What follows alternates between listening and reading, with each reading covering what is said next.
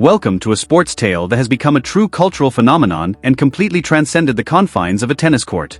We are speaking of an occasion that has literally rocked the Middle East, turning one of the most prominent competitions on the calendar into something akin to a rock concert. I need you to radically rethink your assumptions if you believed you understood the dynamics of fan support on the WTA circuit and what a fervent tennis crowd looked like. The 2026 Dubai Duty-Free Tennis Championships was more than just a tennis competition, as we just saw. It was a coronation. A takeover occurred. It was the EALA era's unquestionable, devastating arrival. Dubai as a whole was taken aback. The crowds of hundreds and thousands of spectators created a frenzy so loud, fierce, and colorful that current top-tier players, former Grand Slam champions, and sport veterans were left in complete wonder. Alexandra Eala, a 20-year-old Filipino wonder who has not only smashed records but also completely rewritten the definition of what it means to be a global sporting hero, is at the center of this incredible whirlwind of excitement. We are examining a player who is introducing a huge, ardent, and completely untapped audience to tennis on their own. It seemed as though Beatlemania had been resurrected in 2026 when she took to the courts at the Aviation Club Tennis Center. The applause was deafening. A sea of red, blue, yellow, and white filled the stands.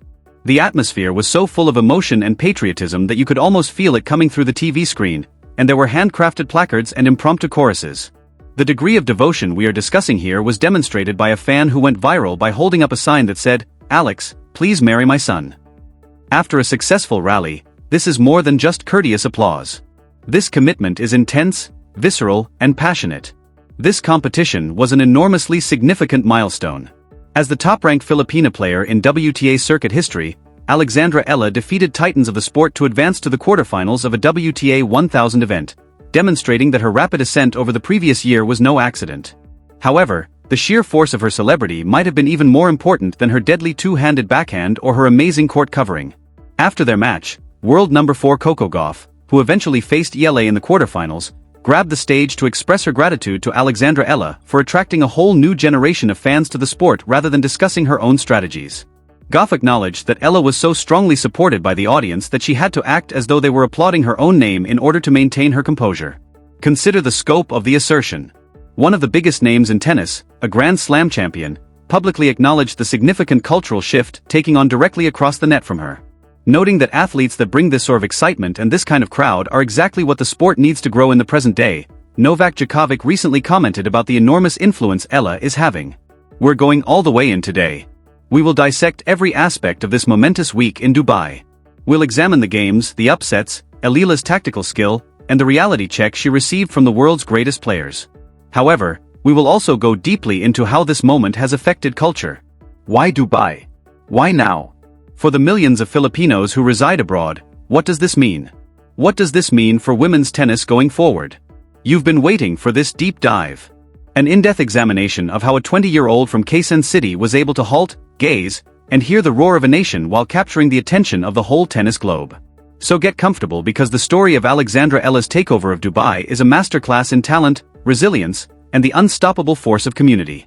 We must first comprehend the distinct cultural context of the United Arab Emirates and the extraordinarily powerful presence of the Filipino diaspora in order to fully comprehend the scope of what transpired in Dubai. In the United Arab Emirates, hundreds of thousands of Filipinos reside and work. They have served as the foundation of numerous enterprises for many years, greatly advancing the region's growth and development. However, for a very long time, there were very few Filipinos playing at the highest level and vying for the top prize in major international athletic events conducted in the United Arab Emirates, such as tennis, Formula 1, or golf. In the past, boxing, primarily because of the great Manny Pacquiao, has united the community, and basketball has always been a huge cultural touchstone. Tennis, meanwhile, was a whole other world. Europeans, Americans, and a few other countries dominated this sport, which was frequently seen as exclusive. Next, Alexandra Eala was revealed as a participant in the main draw of the 2026 Dubai Duty-Free Tennis Championships, a WTA 1000 event that will include nearly all of the world's top 20 players. There was a spark. This wasn't your typical competition. In their backyard, something was taking place. The Filipino expatriates in Dubai recognized a chance to unite behind a young woman who embodies their homeland, tenacity, and goals. Additionally, they took control rather than just showing up. The mood around Eala's bouts was entirely different from anything else going on at the Aircraft Club from the very first round.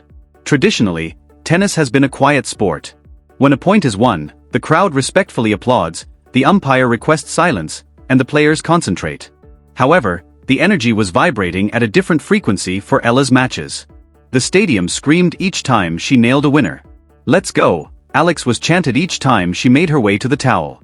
The mood was similar to that of a Davis Cup or Billie Jean King Cup match, however it took place during a typical tour event. The tennis she played was as amazing as the spectators, therefore let's examine her journey through this competition. Eala felt the burden of expectations as she entered the competition ranked in the top 40 for the first time in her career. She took on American Hailey Baptiste in the opening round. Eala looked quite sharp right out of the gun, winning the first set 6-4 and grabbing the lead in the second before Baptiste was forced to retire due to injury. Eala's post-match remarks were extremely mature. She acknowledged the challenge of maintaining health at the highest level while wishing her opponent a quick recovery. However, the second round was when the real fireworks started. Jasmine Paolini, the 8th-ranked player in the world, faced Eala. Experienced and combative, Paolini is renowned for her big ground strokes and unrelenting energy. This was seen by many as the young Filipina's demise. But Eala completely changed the course of events. Despite Paolini's aggressive net play, Eala made 2 incredible steals early in the game and produced incredible passing shots that threw the Dubai audience into a frenzy. She had amazing defensive abilities, quickly switching from defense to offense. She seemed to be motivated to chase down every ball by the enthusiasm of the crowd. On one of the world's largest stages, she thoroughly destroyed a player ranked in the top 10. The third round, however, was a cinematic masterpiece if the second round was a statement. Eala took against Sarana Cerci, a seasoned veteran from Romania. Under the center court lights, this match was scheduled for the night session.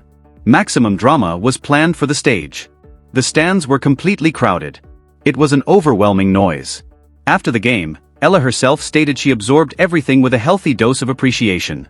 It was a physically demanding match. Cerci attempted to blow Yellow off the court by hitting the ball with such force, but Eala skillfully handled the speed. Eala eventually made the breakthrough to take it 75 in the 11th game of the extremely close first set. The umpire had to intervene several times to tell the spectators that silence was necessary during play because of the loudness of the crowd. However, how can you quiet an audience that seems to be witnessing the creation of history? Eala demonstrated a quiet confidence that belied her age of 20 as she continued to grind down her seasoned opponent in the second set. Every unintentional mistake Cerci made was greeted with applause. Every Eala winner was greeted with cheers.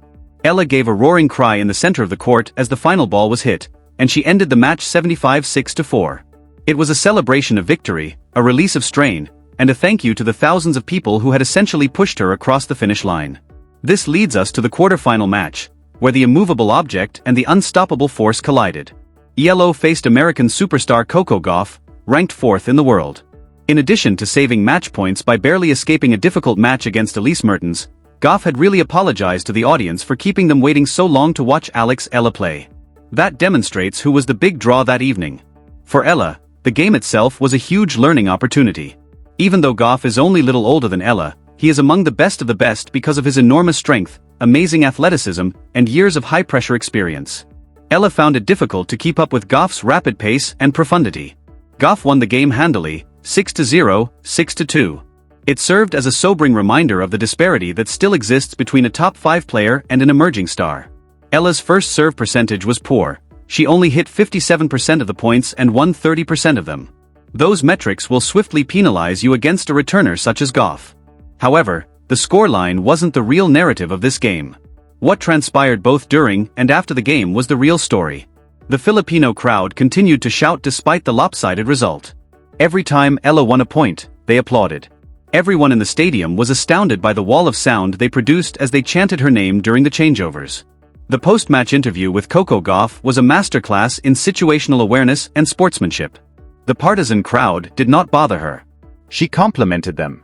She expressed gratitude to Eala for introducing the sport to a new audience. Gauff knew what he was supposed to do.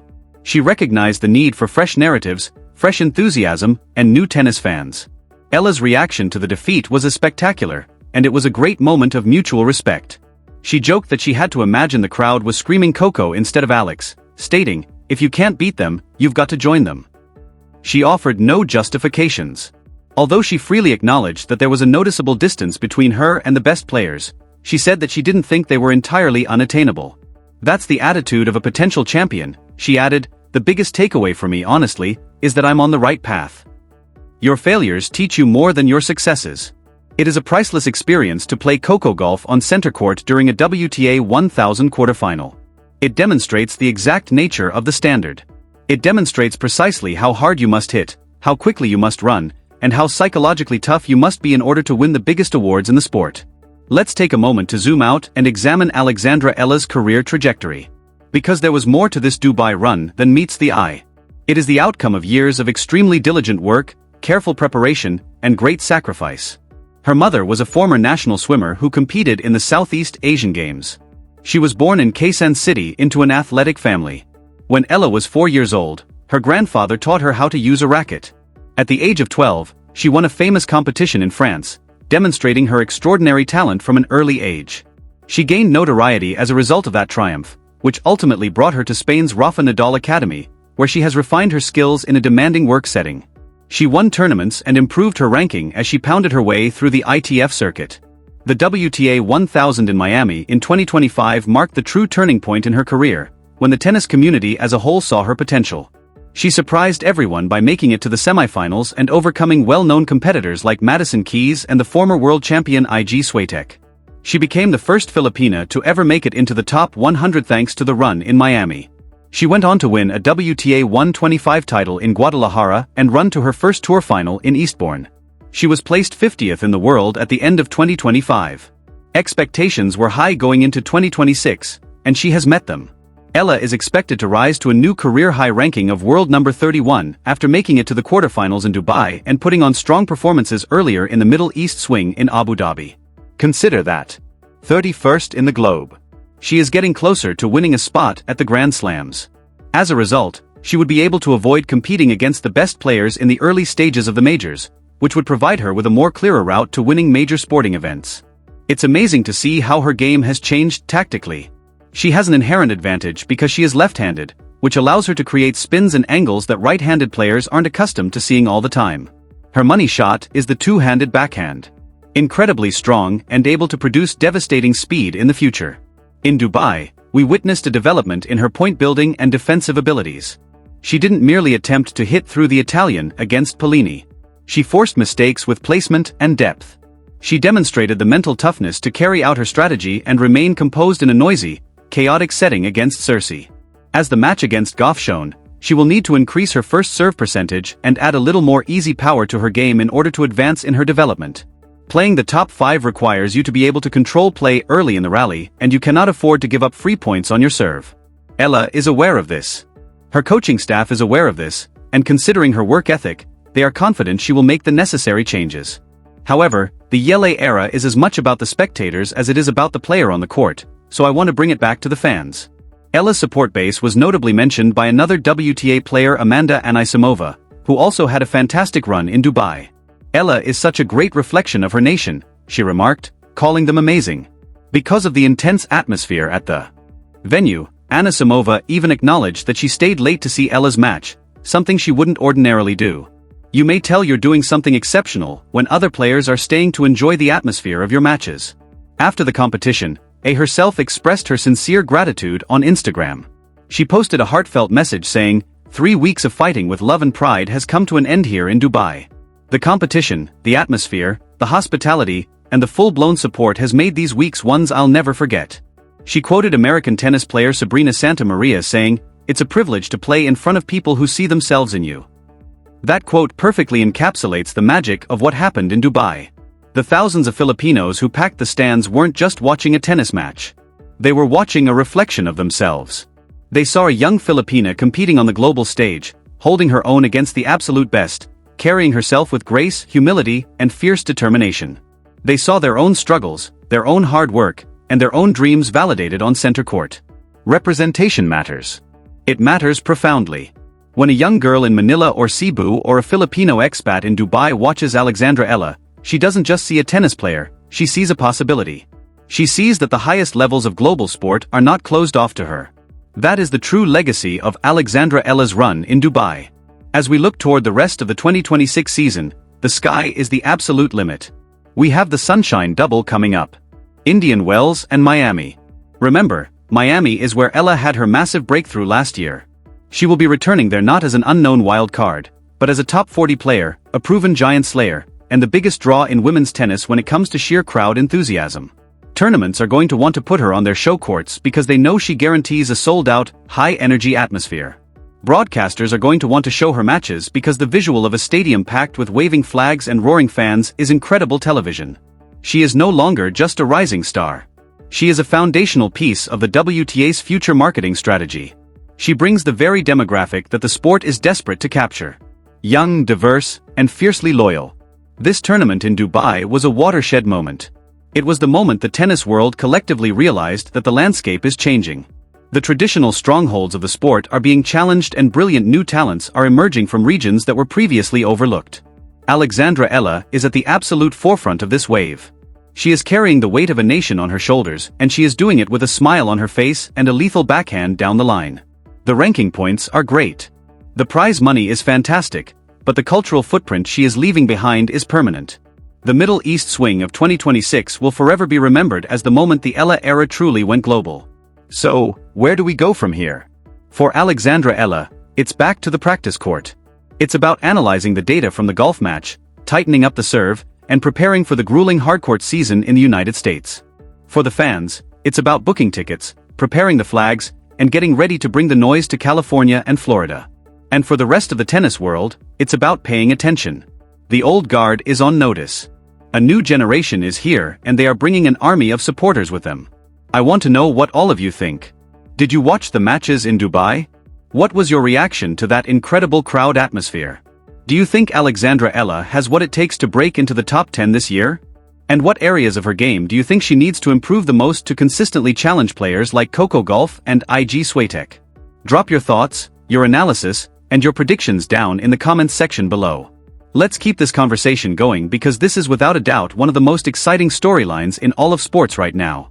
The EALA era is here. The fans are louder than ever and women's tennis is better for it. Would you like me to do a deep dive into her potential path at the upcoming Indian Wells and Miami tournaments?